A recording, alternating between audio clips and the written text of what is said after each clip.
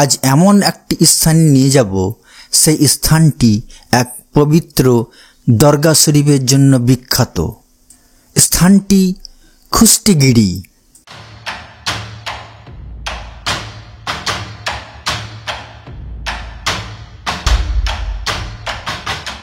বীরভূম জেলার ইলামবাজার ব্লকের এই কুষ্টিগিরি যেতে হলে জামবনি বাসস্ট্যান্ড থেকে বাস ধরে পাড়ি হয়ে এই কুষ্টিগিরিতে পৌঁছাতে হবে।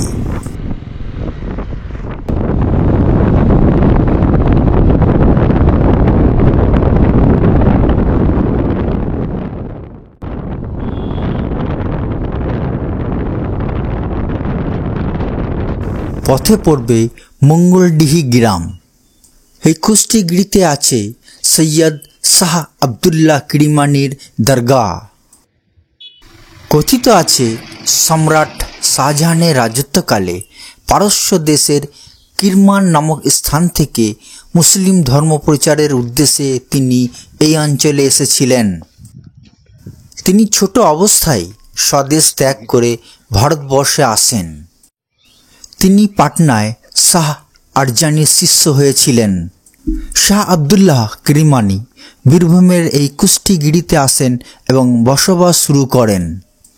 তাঁর আধ্যাত্মিক গুরু মকদম শাহ আরজানির আদেশে মানব জাতির সেবা করার জন্য প্রায় 500 থেকে 600 বছর আগে এই কুষ্টিগিরিতে এসেছিলেন। এই স্থানটি শান্ত নির্মল পরিবেশের কারণে সমস্ত জাতি, বর্ণ এবং ধর্ম নির্বিশেষে সকলেই আসেন। তিনি মানব জাতির সেবার জন্য এই স্থানে খানকাহ, মসজিদ, মাদ্রাসা, লঙ্গরখানা, অতিথিশালা, গ্রন্থাগার, দাতব্য চিকিৎসালয় ইত্যাদি প্রতিষ্ঠা করেন। গোটা বীরভূম জেলায় সাপ তাড়ানো ও সাপে কাটা বিষ নামানোর জন্য শাহ আবদুল্লাহ কিরমানি বিখ্যাত ছিলেন।